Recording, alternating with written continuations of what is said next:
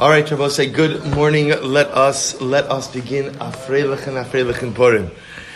Let us begin by thanking our sponsors for this morning's shir.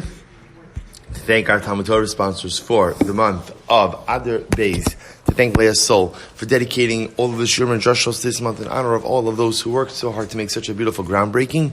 To thank our week of learning sponsors, an anonymous sponsor for the refuah sheleimah of Aharon Yosef and Chana Miriam, and in the zechus of a zivug for Rivka Rachael Batsheva Reena.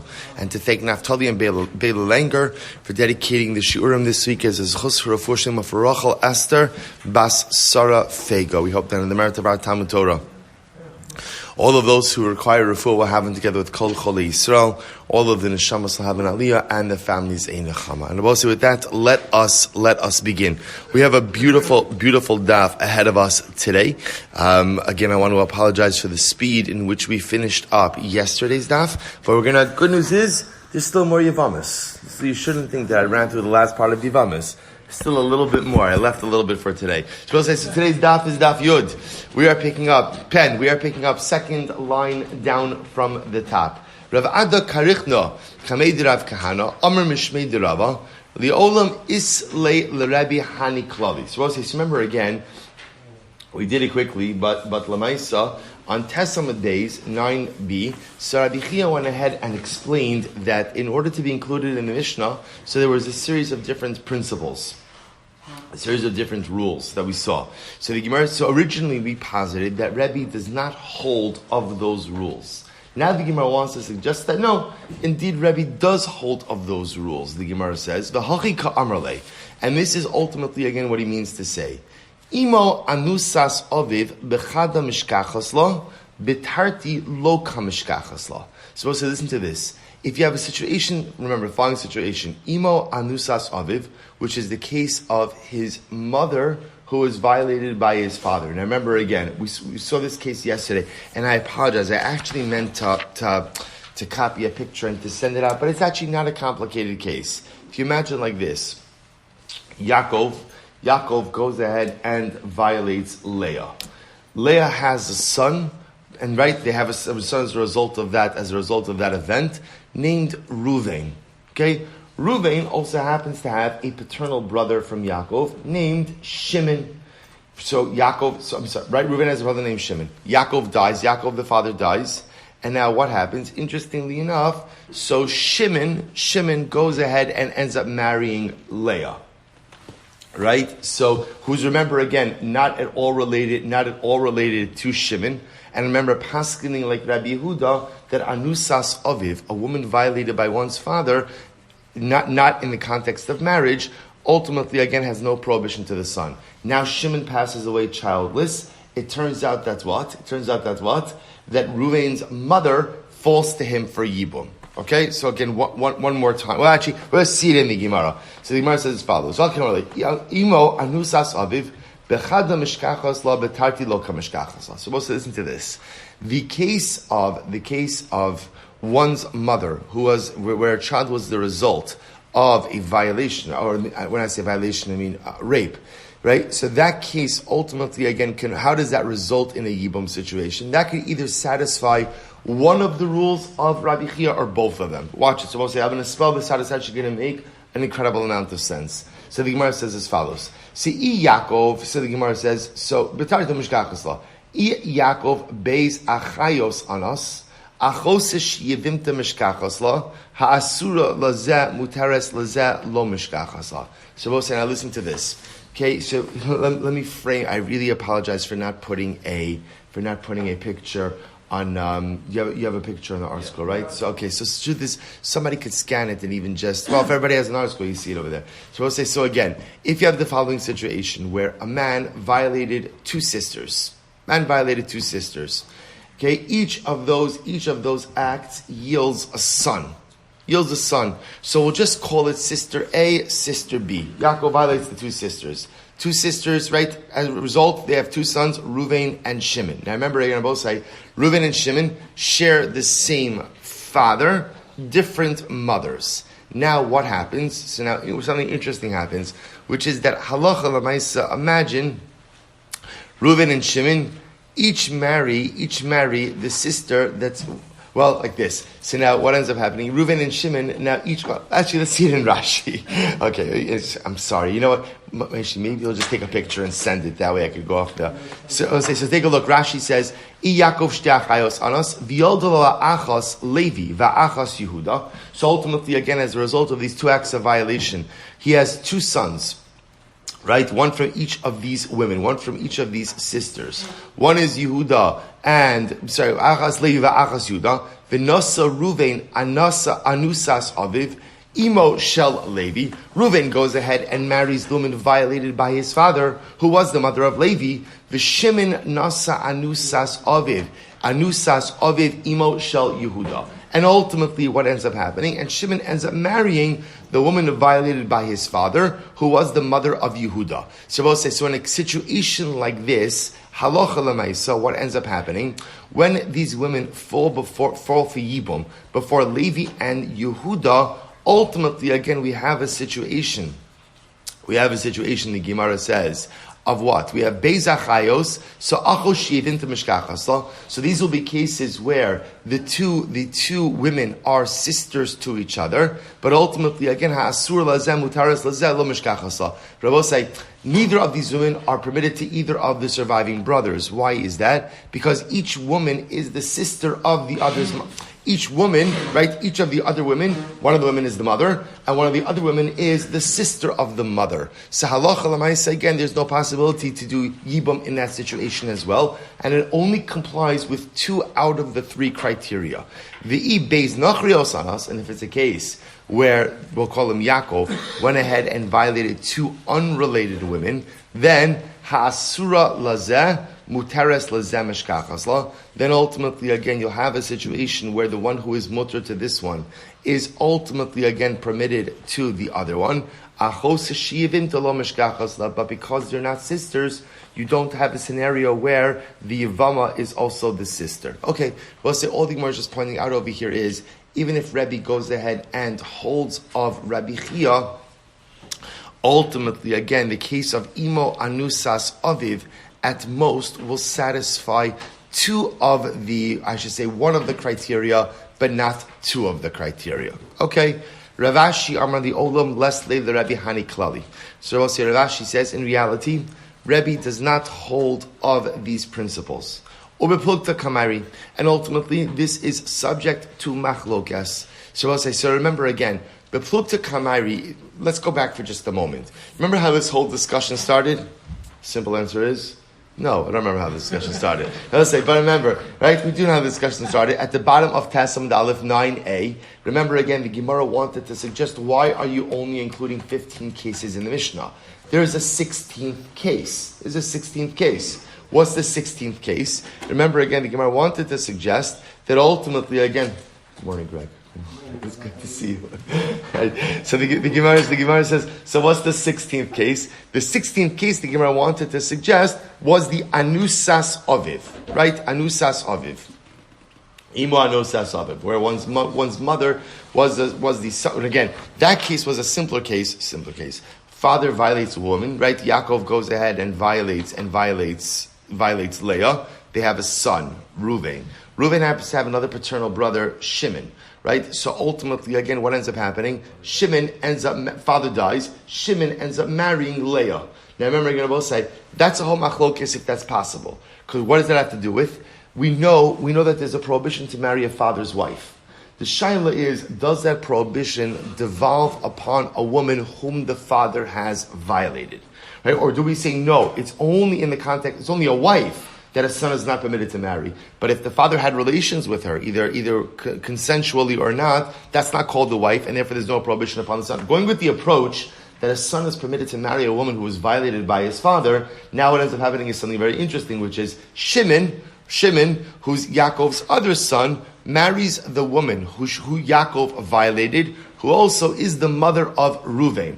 Or to say it simply, Shimon marries his paternal brother's mother. Now, it sounds strange, but it would be mutter. Technically, at least according to it would be mutter. The problem, of course, becomes what? Then if Shimon dies without children, you have a situation of what? Of Reuven's mother falling to him for Yibum. That's how this whole discussion started. That ultimately, again, Levi said to Rebbe, why don't you include a 16th case of imo anusas of it? That's how this started. And again, both say, then what was the original answer? Well, first of all, again, we saw that Rebbe gave Levi a pretty scathing response, which we'll discuss, which was, you have no brain in your head, okay, which again means not the best question. Right? So we'll come back to that in just a moment. But Lamaisa, the answer the Gemara gave was, the Mishnah only deals with what kind of cases? What kind of cases? Non-machlokes cases. We want cases that everyone agrees with. Okay, so that was the premise up until now. Now says the Gemara, Ravashi, I'm supposed to say, now back to Yudam Adalef. Ravashi says like this. The old must lay the Rebbe Hani Klali, or Bepulta Kamari. No, the truth is Ravashi says it's not true. Rebbe does not have to subscribe to the criteria of Rabbi Chia, and in reality, the Mishnah could actually include cases that are subject to machlokes. So the Gemara says, "Umay kimed dumali she'em lamoach bekad kado." Supposed to say, let's go back and revisit that a little bit. So if that's the case, that Rebbe holds that halacha l'maisa, the Mishnah can include cases that are subject to machlokes. So why did Rebbe ultimately again say to Levi, you have no brain in your head? I will say, I'll just point out something interesting. Just in general, how do you understand that response, right? Levi says something to Rebbe, he raises a kasha, and I will say, it's interesting because so much of what we try to do, especially in chinuch, right, is validation, right? There's no such thing as a foolish question. There's no such thing as a stupid question, because you understand that if you belittle someone, then you run the risk of having them just fundamentally shut down and just withdraw. So the whole so how could it be that Rebbe is saying to Levi, you have no brain in your head? First of all, there are plenty of ways to say, that's just a bad question, or come on, what's the matter with you? Or just, you don't have a brain in your head is like such a, it appears, not making a definitive statement, right? Maybe you do have a brain in your head, but it looks like you don't. Right? So also I said, how do you understand a response like that? So I saw quoted by the Mishnah of Aharon Kotler, Rivka Rachael, who says something so beautiful. He said that part of the job of a Rebbe is to teach his Talmidim to think before they speak, and to go ahead and make sure that thoughts are well crafted and fully baked and fully thought through before they're articulated. That's part of what it takes to become a Talmid Chacham, and that's part of what it takes to become a successful meeting. Also, we all know that in moments when we speak without really thinking through what it is that we're saying, it never works out well. So Lemay says, so Aharon Kotler says, that's what Rebbe was trying to highlight to Levi. Levi, you're better than this. You can do better than this. You could accomplish better than this, right? You could be better than this. So it appears someone who talks like this and says stuff like this, it appears like someone who doesn't have a brain in their head. See, he wasn't trying to diminish Levi. He was giving Musa, because sometimes a Rebbe has to go ahead and give Musa, right? Sometimes a Rebbe has to go ahead and halacha l'maisa, teaches Talmud when to talk and when not to talk. Incredible. So anyway, the Gemara goes back. The Gemara says, the Ka'amrele, Hachi Ka'amrele. So the Gemara says as follows. Umay kimidumeli, shem l'wach, bekad kado, the Ka'amrele. So in the end, if the Mishnah can deal with machlokes, so then Levi's question was a good question. Why not include a 16th case of imo anusas oviv? To which the Gemara said, why does Rebbe respond? It appears like you don't have a brain in your head. What's the pshat? So we'll say, here we go. Hachi kamarle. My taima lo daikis masnisim. Why were you not a bit more medaik in the Mishnah? The masnisim Rabbi Yehudahi the aser ba'anusas oviv. So we'll say, listen to this, because I'll tell you why. So we'll say, so now we're switching gears. The Mishnah could include cases of machlokes. So why does Rebbe get so upset at Levi? Because Rebbe says, Levi, you're not medaik. You weren't careful enough with your examination of the Mishnah. How so? Because we'll say the Mishnah reflects the view of Rabbi Yehuda. Rabbi Yehuda holds that halacha l'maisa anusas aviv is aser. Why does he hold anusas aviv is aser? Because I will say, Rabbi Huda Darshans, we had this a few days, Rabbi Huda Darshans, v'lo yigale knaf aviv. You can't uncover the corner of your father's garment. And what did Rabbi Huda darshan with that? Rabbi Huda said, essentially, anyone who's seen one's father's nakedness is usher to the son, which essentially means anyone with whom the father had relations, a son is prohibited to. So our Mishnah reflects the view of Rabbi Huda. So Rabbi was getting upset with Levi. Rabbi was getting upset with Levi. Why weren't you more medayik in the Mishnah? You should have understood this. Diktani sheish arayos chamuros me'ilu. Rabbi said, listen to this. There's good news. You got nervous. I heard from many of you that you were upset that there were only 15 cases listed in the first Mishnah, and hoping that there's more. Good news, there's more. There's more. There's 6 more cases that we're going to see, and the 6 more cases that are mentioned are even more chamer than the first 15. Why? Mipnei shehin nesuos la'acherim. The Gemara says, "V'tzarosein mutaros, tzarosein mutaros." So we're going to see that ultimately, again, there are 6 more cases that are more. We're not going to get into these cases now, but there are 6 more cases that are more chamor. They are married to others. Now, also, we're going to see that in these situations, these other 6 women. In the 15 cases in the Mishnah, what was the chiddush? The chiddush was that ultimately, again, they were usher to one of the surviving brothers, but mutter to the other surviving brothers. We're going to see that there are 6 more cases in which the woman in question is asura to all of the paternal brothers. We'll talk about this. So ultimately, again, they're married to others, right? Because which means that when we say they're married to others, meaning they can't be married to one of the paternal brothers. Sarosehen mutaros. Ultimately, again, their co-wives are permitted. Their co-wives are permitted. Imo ve'eshes aviv. Va'achos aviv. So the Gemara says, amongst those cases are one's mother, one's mother, the wife of one's father, and the sister of one's father. To which the Gemara says, my imo. What's the case of imo? Ilema nesuas aviv, hainu eshes aviv. So we'll say, if you tell me that it's talking about a case of the woman who my father is married to, that's obvious. That's the case of eshes aviv. That's the case of a father's wife. Elalav anusas aviv. But rather, it must be referring to what? To a woman who has been violated by one's father. Vikatani mipnei shehin nesuos la'achirim. And we learned in the Mishnah says, because they are married to others. La'achirim in, to others yes, la'achin lo, ultimately to the brothers not. In other words, we're talking about women who would be prohibited to all of the paternal brothers. To which the Gemara says, man shamislei de islei hai svara. Who is the opinion who holds of this svara? In other words, who is the opinion who holds that anusas aviv, a woman violated by one's father, who was never married to one's father, but violated by one's father, how do we know that such a woman is asura to the brothers, to the sons, to the sons of that father? To which the Gemara says, man shall say the islei hai svara, Rabbi Yehuda the aser ba'anusas aviv. Ultimately, again, it's Rabbi Yehuda who answers in the woman violated by the father. Mishum hachi lo tanile. Therefore, Rabbi say this case is not mentioned in the Mishnah. So I'll say let's bring this together. First of all, just to clarify Rabbi Yehuda's position. So Rabbi say, as I mentioned before, and this is important to remember. Remember, as you see by Yevamos, the key to success in this Masechta is ultimately to make sure we take away a couple of key points from each and every daf. So remember again, here we have this machlokes Rabbi Yehuda and the Rabbanon. In the case of Anusas Aviv, let's start with what everybody agrees with. What does everybody agree with? Who's Aser? Who's Aser? A father's wife. What's the definition of a father's wife? Marriage. Marriage, right? So that everybody agrees with. What's the machlokes case?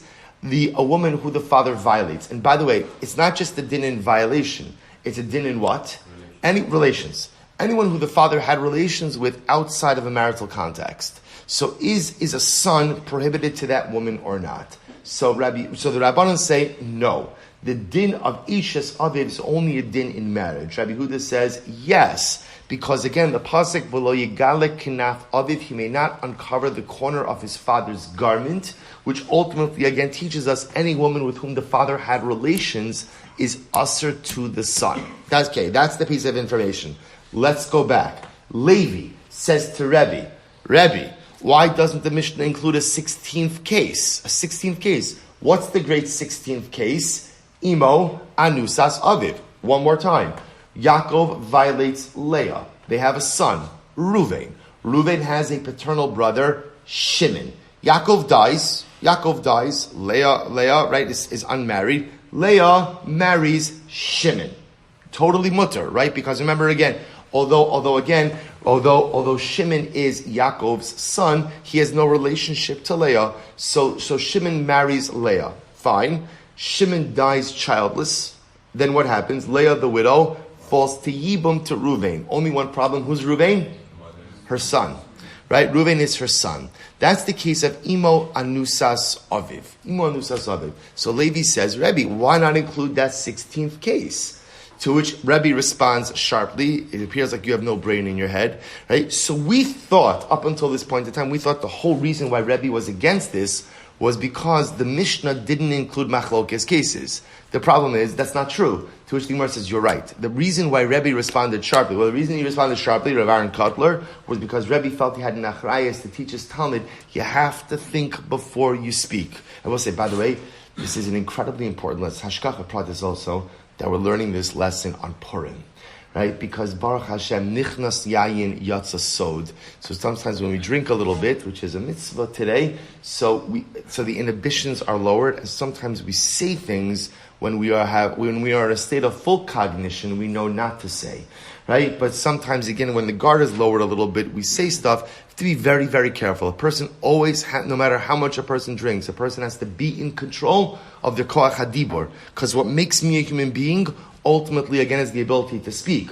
What makes me, hopefully, a proper human being is the ability to control that koach hadibur. So ultimately, that's what Rebbe was getting upset about Levi. So why did Rebbe get upset? So it turns out that, no, there is machlokes in the Mishnah. So we'll say, what was the problem? Rebbe was saying, too, Levi, the Mishnah reflects the view of Rabbi Yehuda. And Rabbi Yehuda holds that imo, anusas aviv, is aser.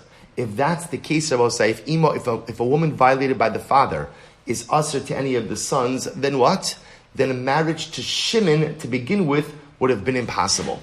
That would have been aser. And therefore, again, that entire Yibum case would have never materialized. That's why he gets upset at Levi. That case doesn't belong to the Mishnah because that case halachically cannot occur. Beautiful. Rabbi Huda nami mishkachos la. Rabbi say the truth is, according to Rabbi Huda, you could have a case. So Rabbi say even Rabbi Huda who holds that anusas aviv, a woman violated by one's father, is asura to the son. You could still have a case where it could work. How does it work? Listen to this. Di'i Avra v'nasiv. Rabbi say, listen to this. What if Shimon went ahead and married Leah anyway? I was supposed to say, so okay, let's assume right now we pass like Rabbi Yehuda. So therefore, Yaakov violates Leah. They have a son, Reuven. Yaakov has another son, Shimon. Shimon's totally unrelated to Reuven. Shimon's totally unrelated to Leah. So what happens? Now Shimon, the brother, wants to marry Leah. But it's aser. Okay, he did it anyway. He married her anyway. So why not establish that as the case in the Mishnah? So Shimon married a woman he's not allowed to marry. Happens all the time, right? He marries a woman he's not allowed to marry. And again, then he dies without children. Then she falls to Reuven for Yibum. Why can't you set it up like that? To which the Gemara says, Di'i lo katani. We're not talking about cases like that in the Mishnah. The Mishnah will say, Di'i, if, which means if you do something that is aser, the Mishnah is not talking about cases like that. The Mishnah is talking about regular normative cases. Amalei Rav Ashi Rav Kahana. Below Di'i nami mishkachos la. The truth is, you could even find this case even without somebody doing something that's aser, a prohibited marriage. How so? Is an interesting case. Yaakov anas kala. So, listen to this case. Yaakov violated his daughter-in-law. Okay? V'holid mimena bein. And what happens? He has a son with his daughter-in-law. Alright, now, so watch this. So, right, Yaakov violates his daughter-in-law, let's still call her Leah. Leah's Reuven's wife. Right? So, Yaakov is the father. Yaakov is the father. Reuven's the son. Reuven's married to Leah. We'll say, by the way, there is a good picture book that's out there, but I'm waiting for it to come in Meretz Hashem. So, okay, hopefully I'll do my best to explain these. So we'll say, so you have, right? So once again, you have Yaakov, right? All of these cases are very straightforward. Right? So Yaakov has a son who is Reuven. Reuven marries Leah. Great, Mazel Tov. Yaakov violates Leah. They have a son. We'll call him Shimon. So we'll say, now what happens? Reuven dies without children. So Rabbi say, interestingly enough, Reuven dies without children. Who's Reuven's brother? Shimon, who also happens to be the son of Reuven's wife.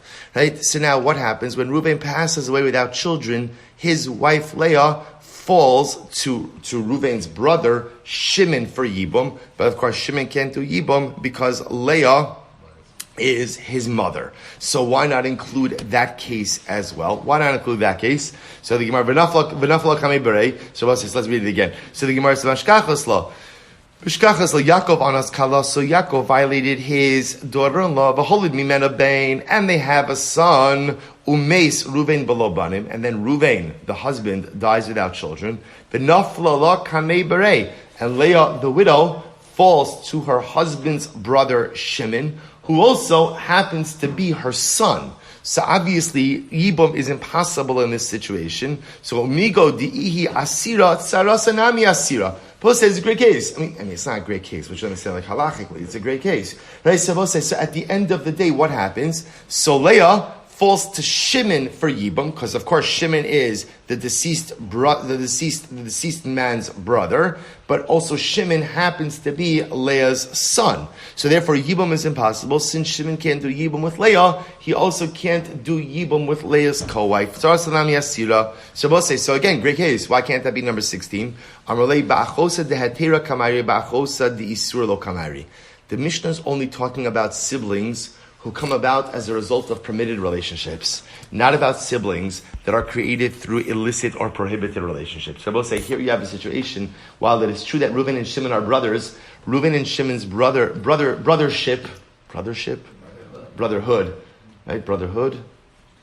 kite, right? Their brother kite only comes about because of a ma'aseh isser, because of a prohibition. The Mishnah is not talking about those types of situations. V'yafal pikein, but Levi b'masnisin. Now listen to this.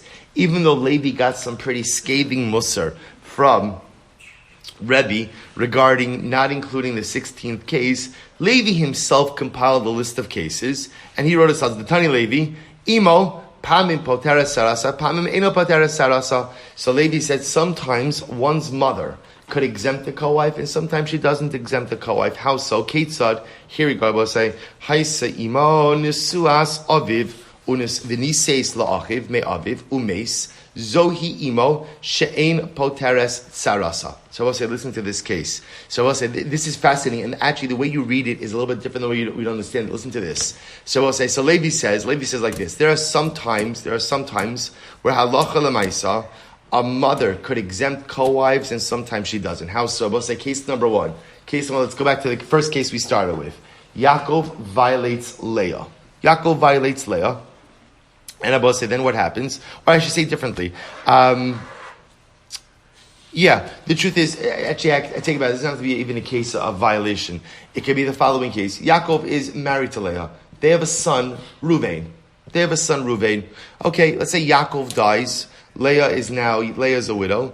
Yaakov had another son from another woman named Shimon. Leah goes and marries Shimon. So Rabbi said, listen to this. That is an illegal marriage. Because remember, again, everyone agrees that what? You are not permitted to marry a woman who was married to your father.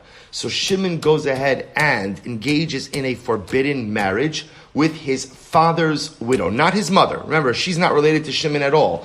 But Lamaisa, he marries his father's widow. Halacha Lamaisa, that is an asr marriage. Rabbi say, now what happens? Shimon dies without children. So Rabbi say, what's the halacha?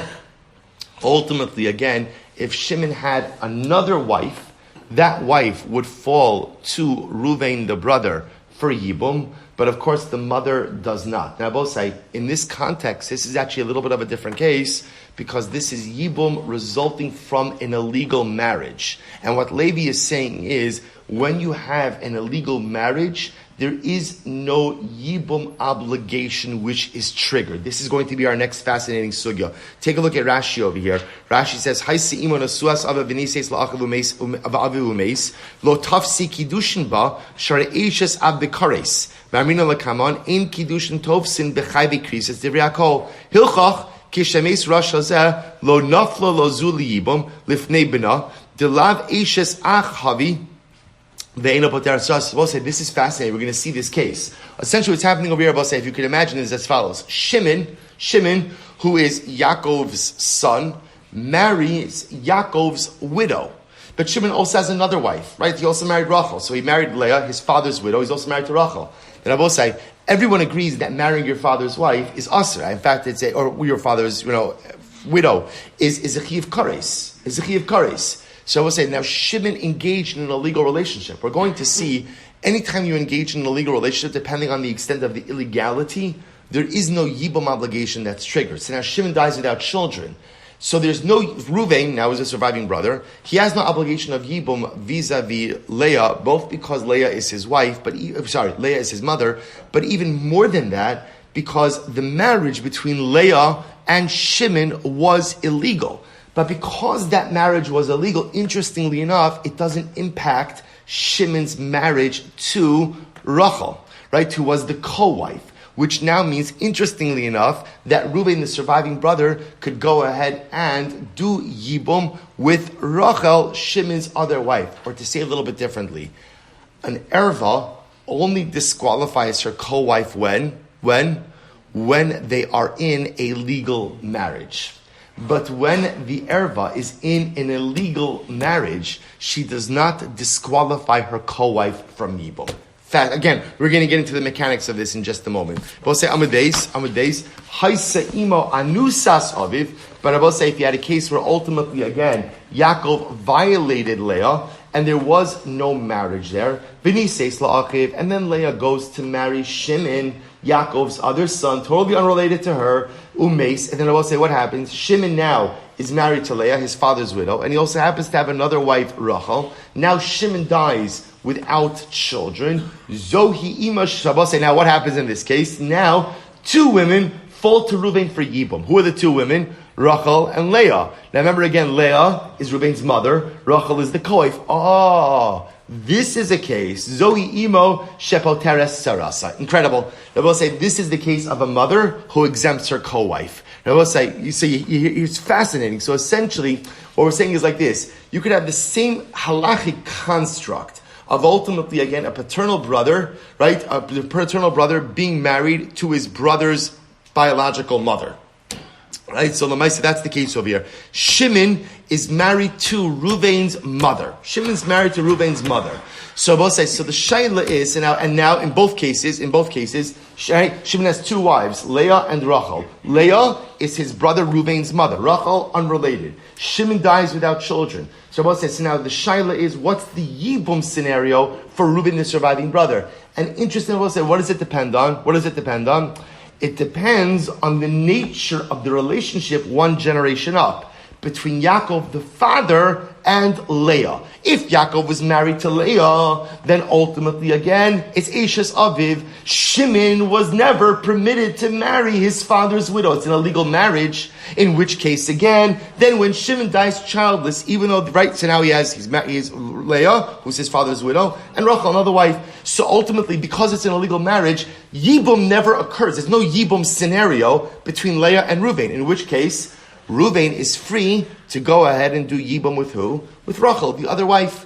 But in case number 2, where the marriage between Shimon and Leah is legal, because we're passing him not like Rabbi Yehuda, that Allah Lamaisa, again, that he's permitted to go ahead and marry a woman violated by his father, in that case, again, that is a legal relationship. Because it's a legal relationship, now Reuven is married to both of these women, Rachel and Leah, I'm going to call them Leah and Rachel legally. When Shimon dies without children, both of these women fall before Reuven for Yibum. Ultimately, again, one of those women is his mother. And as we've seen, whenever you have two women, one of them is an erva, the erva disqualifies the other woman from Yibum. Incredible. I will say, again, or to say it succinctly, halacha l'maisa, erva will only disqualify a tzara in a case of a legal marriage. Where the marriage is illegal, where the marriage with the erva is an illegal marriage, she does not disqualify the tzara, the co-wife. That's it. That's the principle. Incredible. So the Gemara says,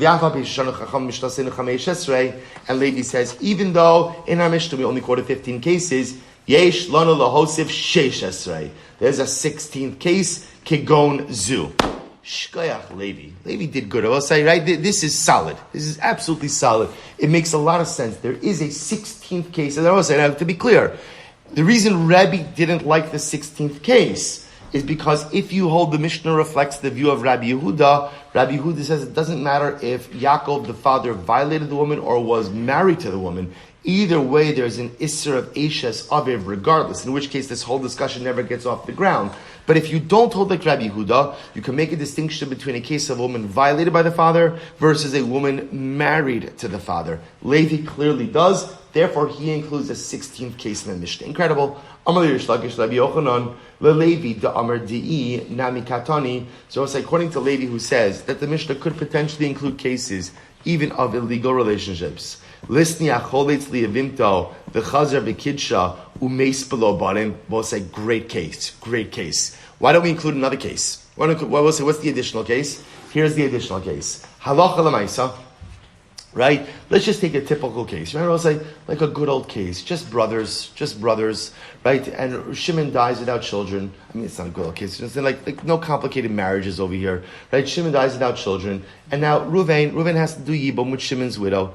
Reuven decides he doesn't want to do yibum. He does chalitza. After his chalitza, I will say it's very common, chalitza remorse, it happens, right? So, right, he has chalitza remorse, and he decides he wants to go ahead and now marry her. He marries her. I will say, no, you're not allowed to do that. You're not allowed to do that. That's aser. But he does it. So I will say, so now watch this. V'chazer v'kidsha, umeis below banim. Now what happens, I will say? Now Reuven dies. So remember, Reuven did chalitza, had chalitza remorse, marries the widow afterwards. Now Reuven dies without children. So I will say, so now again, let's assume obviously there's other brothers over there. There's Levi, Yehuda, there's other brothers. So what's the halacha? Demigo di'ihi asura, sarasa nami asura. And I will say, now the halacha is like this. The halacha is, we're going to see, look at Rashi. The Kaimalaya Bekares, the Rashi says, Chazer V'Kidsh, Rashi says, the Kiddushin Tov Sinba, the Ina Alav Ella Belav, the Chsiv Asher Lo Yivne Es Beis Achiv, Kevan Shlo Bana Shlo Lo Yivne. So I'll say, now listen to this. What's the issue with marrying a woman with whom you did chalitza? It's a lav. Now I will say, we are going to get into a fascinating discussion about does marriage take effect in illegal situations? If you're not allowed to marry someone, but you marry them, does the marriage is there a halachically created marriage or not? So we're going to see this is subject to machlokes, and we're going to see the machlokes also depends on the nature of the isra, the nature of the prohibition. Let's assume right now the Gemara is operating under the assumption over here that halacha l'maisa, if it's quote unquote just a lav, just a prohibition, ultimately the marriage will work. So Reuven does chalitza, right, and then decides to marry this woman, then decides to marry her. He's violated a lav, and we're assuming now that halacha l'maisa the marriage works. So we'll say, now watch this. Now again, Reuven dies now without children. So we'll say, so now what's the shayla? Now Rashi says, "Umeis below banim, below isha cheres."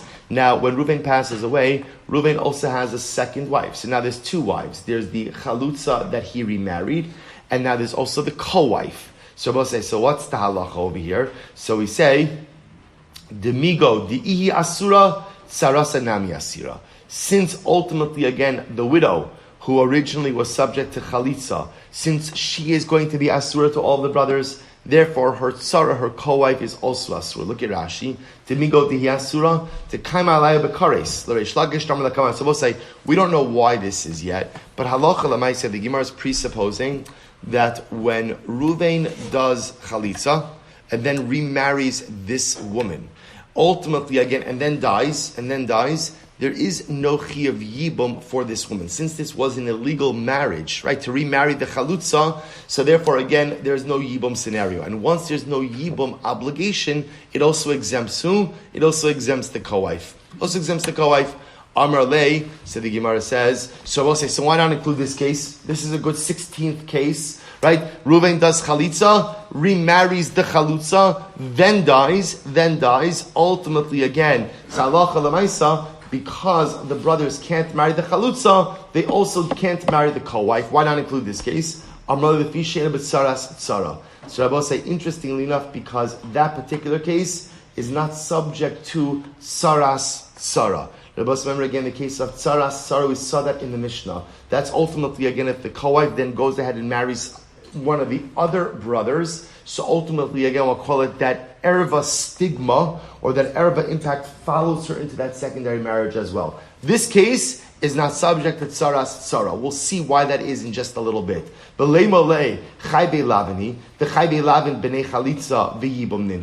we'll say, so why not go ahead and say simpler? Ultimately, again, this type of marriage, for a man to remarry a woman with whom he did chalitza, is only, quote unquote, only chayvei lavin. It's a lav, it's not kares. It's not kares. So therefore, again, why don't we say that ultimately, again, chayvei lavin, ultimately are subject to chalitza, to which the Gemara says, Lidvarav ka'amarle. He was saying it according to the other opinion. Lididi, chayvei lavin heim, v'chayvei lavin b'nei chalitza v'yibam ninhu. According to me, it's a chayvei lavin, and chayvei lavin are subject to yibam chalitza, el lididach, but according to you, ultimately, again, that it only applies to chayvei krisos. Why wouldn't this case be included? Ultimately, because it's not subject to tzara. Now, I will say, here we go. To appreciate what's unfolding over here, look at this next Gemara. Because I will say, this entire discussion is predicated on when does marriage take effect and when doesn't it take effect when something illegal is being done. So here we go. I'll say this is an incredible sugya. Itmar. And I'll say, after we do this, we're going to go back and reflect back on the previous Gemara as well. Here it is. I'll say, here it is. Person, right? So again, simple case. Reuven and Shimon, Levi, right? 3 brothers. Shimon dies without children. Reuven, right? The widow, we'll call her Rachel, falls to Reuven. Reuven decides, you know what? I don't want to marry, does chalitza. Yevimto, the chazer v'kidsha. And then I will say, then what happens afterwards? He remarries her. He decides to marry her. Reish Lakish, hu ein chayiv ala chalutza kares, v'ha'achin chayaven ala chalutza kares. So I'll say, this is fascinating. So Reish Lakish says, ultimately again, when he remarries her, he's not chayiv kares for the chalutza. In other words, I will say, when Reuven remarries the woman with whom he did chalitza, we don't look at it as if he is marrying his brother's sister. Why? Because since Reuven did chalitza, what did he effectively do? He severed that relationship of brother's wife. So now he's marrying, who is he marrying? Who's marrying? A woman. Now it happens to be, it's a love to marry this woman, but it's not Ishes Ach. But Reish Lakish says something amazing. Only the brother who did chalitza severed the Ishes Ach relationship.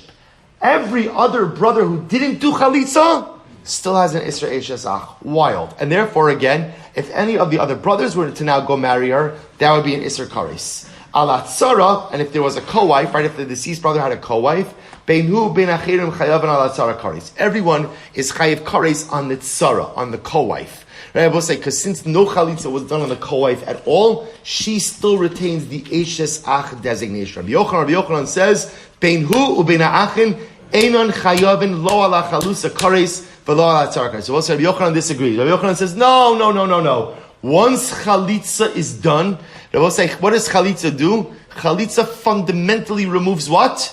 The Isser Eshes Ach from who? From all of the brothers. From all of the brothers. And therefore, again, if halacha l'maisa, now any of the brothers were to go ahead and marry this woman, or for that matter, her co-wife, there would be a lav, but there would not be kar. So we'll say, all right, I'm going to leave you. We'll say, this, by the way, is a fascinating, riveting machlokes that is going to shed so much light on so many different pieces of Yibum. We'll stop over here for today. Me'er Hashem, we'll pick up with this machlokes tomorrow. We'll say, all right, Chav on Zoom, Freilich and Parm, everyone. Great to see everyone.